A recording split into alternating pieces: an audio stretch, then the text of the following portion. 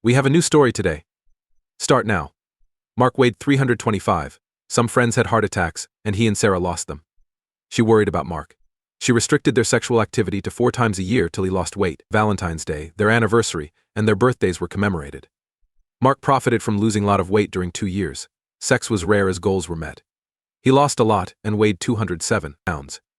He considered quitting then. He lost 118 pounds, which was hard.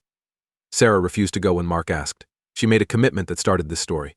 Only 4 times a year will you have sex if you leave. I have physical needs, so even though we will only be intimate a few times a year, I will have to seek fulfillment elsewhere after Sarah made that threat. She saw her marriage start to have problems. It began to shake when Mark suddenly looked up at her with a surprised and puzzled expression in his eyes. She noticed her marriage starting to fall apart when she saw him looking sad and hurt because of what she had said. She noticed her marriage starting to fall apart as his sadness turned into anger and disgust. At that moment she realized she had made a big mistake.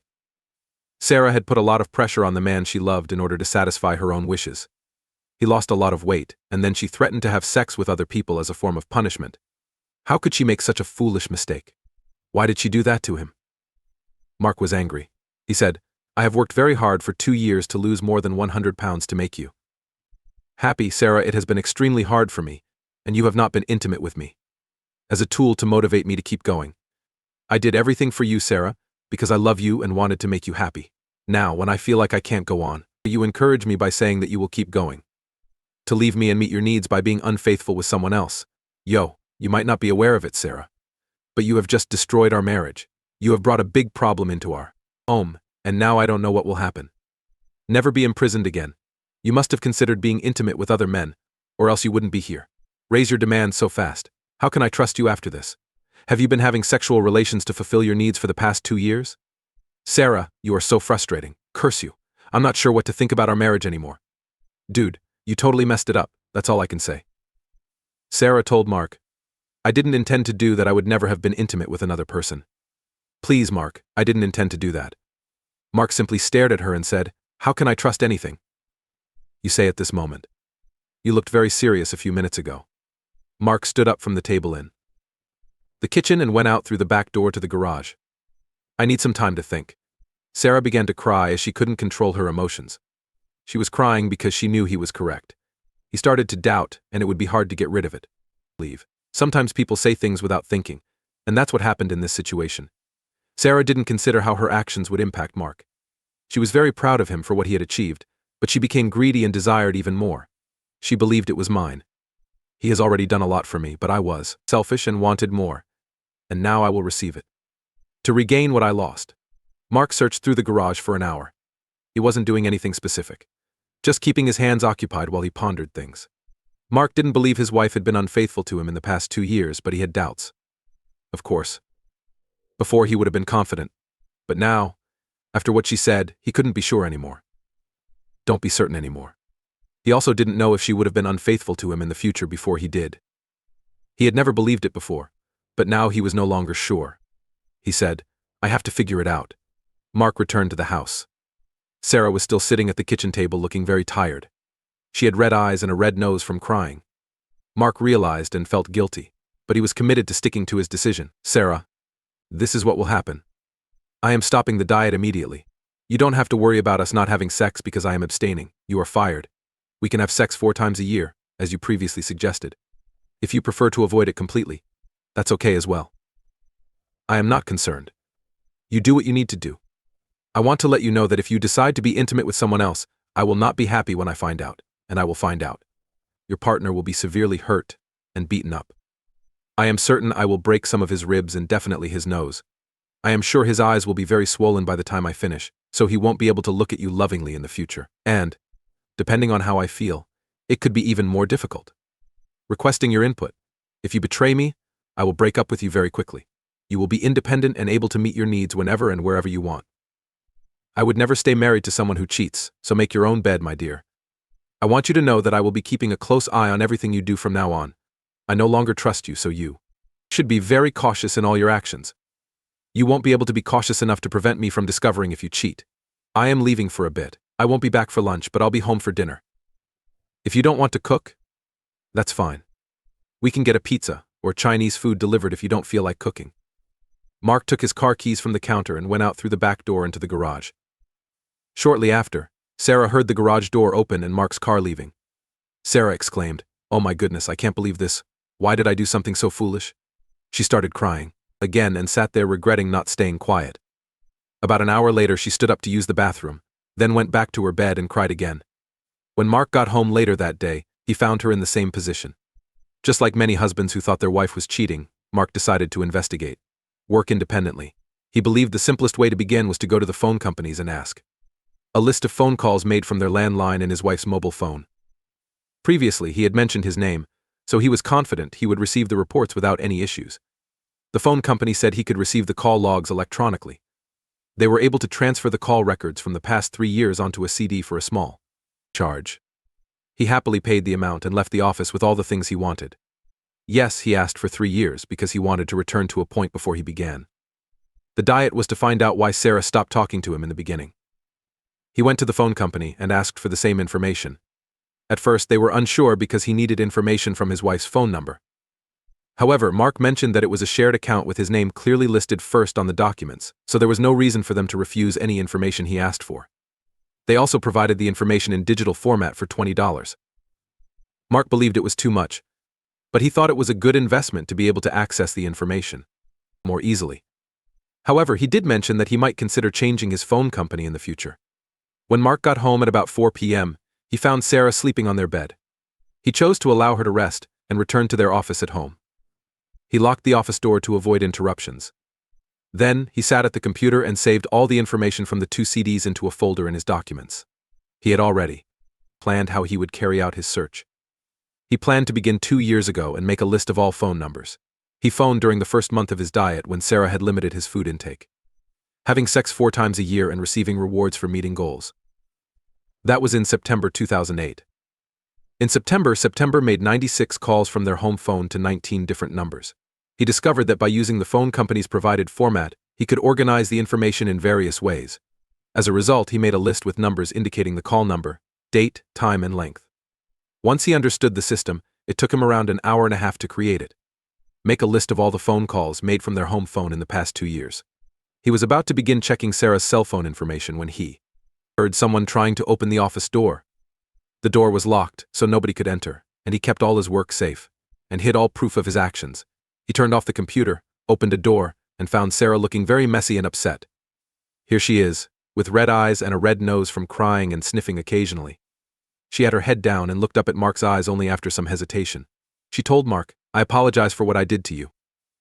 I understand that you are upset with me. I realize that I acted selfishly and unkindly towards you. I'm sorry. I know you achieved great results with your diet, and I should have too. Tell me if you kept going or not. It was up to you to decide, but I think I just felt overwhelmed by the situation and got carried away. Gone. I beg for your forgiveness," Mark answered Sarah. "I forgive you for now because I don't know anything else. I love you, and I lost all the weight for you. I had a hard time with it for 2 years and stopped having sex during that time, all because of you in the beginning. I couldn't continue. Sadly, as I mentioned, the problem is present now, and I need to deal with it. I'm not sure if you are dishonest, and it's making me anxious. If you have never been unfaithful to me before, and you don't cheat on me in the future, we should be together. Be fine. I need to be sure before I can feel confident, so you'll just have to accept that for now.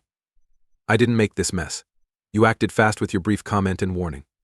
I can't believe you expected me to react that way, but it seems you never thought about it, how it would make me feel or how it would affect my trust in you, or you wouldn't have expressed your actions." Sarah wanted Mark to forgive her and forget about what she had said, but that did not happen, she thought. Maybe I deserved everything that was happening to me, but I wished it could all just disappear. She slowly nodded in agreement, then walked back to the bedroom with a determined expression and closed the door. She was lying on her bed once more, with tears running down her face but not crying.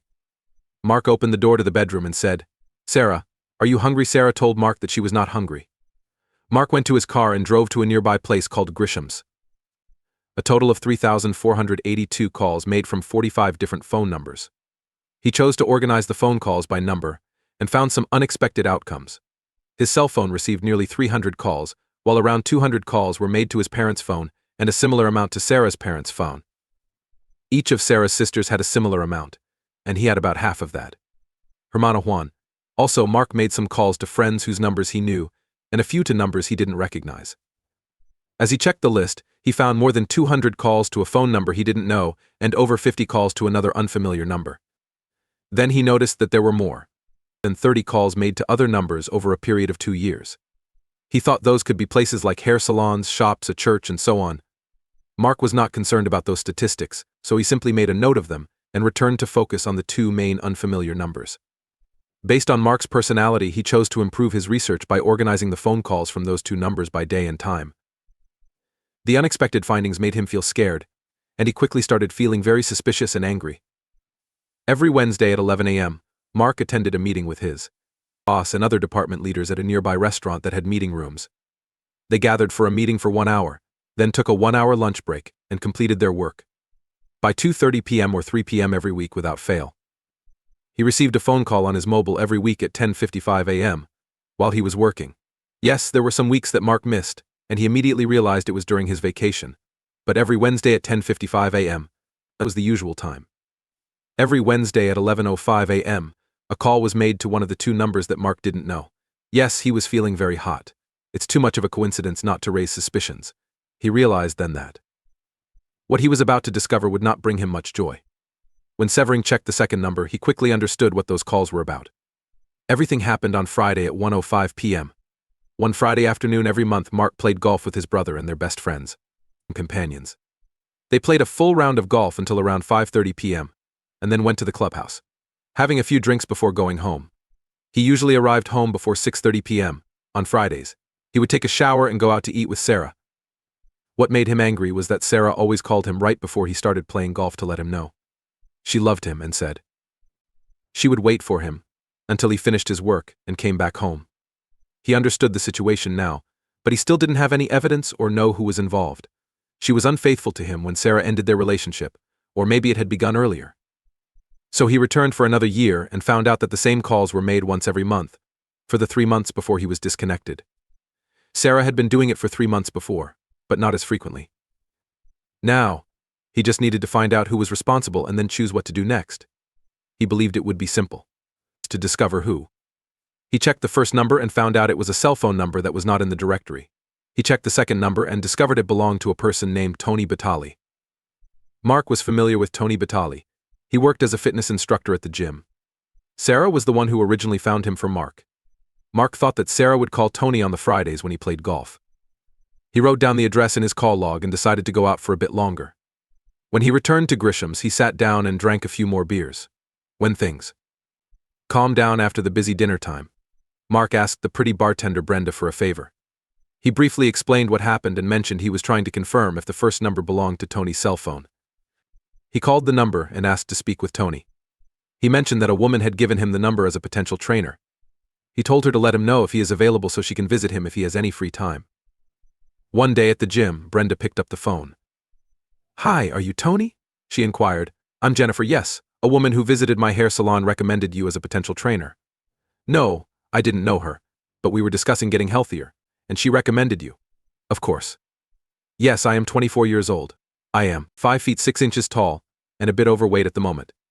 I weigh around 130 pounds. I feel like you are looking at me through the phone. I think I could feel better if I lost some weight and reached around 115 pounds, but I'm okay with how I look now. Thank you so much. Are there any available positions? I understand. One of your clients has recently decided to stop working with you, so now you have an available spot. Awesome. I look forward to meeting you soon so we can discuss what I need to do to complete the job. Thank you, Tony. I will meet you shortly." Mark was sitting there, amazed by what Brenda had just done.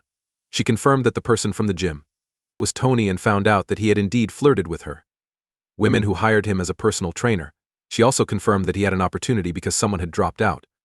Mark believed that the person who left school must have been me. Oh no. Sarah has already phoned Tony to inform him about the situation and advise him to be very cautious. However, even though he felt really bad, he found humor in Brenda's words. He didn't know or care how much she actually liked him, he just thought she was attractive. She didn't need to lose any weight at all. Mark smiled at her and said she was very funny and that he thought she was great. She should stay away from Tony because of how she was acting. He told Brenda, "Nobody has a better body than you." Brenda smiled brightly and said, "Thank you, sir. Your compliments make me feel embarrassed." Honestly, Mark, you were so attractive. I don't get why your wife would cheat. In another place, any girl would be fortunate to have you as both a friend and partner. Mark smiled. Brenda, 2 years ago I wasn't as attractive as you say, but that doesn't make it right. She was unfaithful to me. I appreciate your help and would like to chat more, but I should probably go home. I am very grateful for your help in finding information about Tony and for boosting my self-esteem. You're welcome. Mark went back home and, since it was late, he simply went to sleep. As he got into bed, he glanced at Sarah and felt a strong sense of sadness and letdown. He felt really bad, but he knew things would get even worse soon. Sarah had just woken up a bit when he came in and told Mark, "I love you." Mark just made a noise and turned away from her, attempting to sleep. He couldn't fall asleep immediately and spent some time lying there thinking. He was sure he heard Sarah crying a little, but she had clearly calmed down. To some extent. In the morning he woke up and found Sarah cuddled up next to him. He could feel her body against his back, which made him feel even more awake in the morning. When she noticed that Mark had woken up, she reached out to him and placed her hand on his hard object. "Mark, I'm sorry for what I said. Let's make up." Mark knew he was in trouble if he remained in that bed. He could never say no to Sarah. He was sure he would give in if he stayed around her and she charmed him. He made up his mind and said, "Sorry, Sarah, I have to leave this morning and I'm running out of time. I also mentioned that you were disconnected. And that's how it will stay, so please don't. Please give it another try." Mark got up, took a shower and went to work. Sarah thought to herself about Mark. "I know I deserve this because of what I said, but it hurts a lot." When Mark arrived at work, he told his boss that he was having a small issue at home. He quickly explained it to his boss and was told he could take as much time off as he needed to deal with it. Acting on his doubts, Mark's boss also provided him with the contact information of a high-quality electronics supplier who could help him get surveillance gear. Thank you for paying attention. This tale is not finished, and things are going to become even more exciting. Keep watching to find out what happens next. He and Sarah had visited that place for drinks multiple times, and the food was really good. He knew he could have some beers and a tasty bacon cheeseburger. In the last 2 years, he had only drunk a maximum of 2 beers per week, and a burger with bacon and cheese. Tonight he was going to finally give in and have what he desired. He knew he didn't want to gain weight like he did in the past, but tonight he decided to treat himself and enjoy his dinner, even though he was feeling sad. It was hard for his wife because he hated seeing her in pain, but he also felt hurt and betrayed by her actions. When he arrived home, he returned to his workspace and started reviewing the list of phone calls from Sarah's mobile phone. Since he was already familiar with the process, completing the list of cell phones was easier for him, and he finished in half the usual time. After looking at both lists, Mark found out that in 2 years there were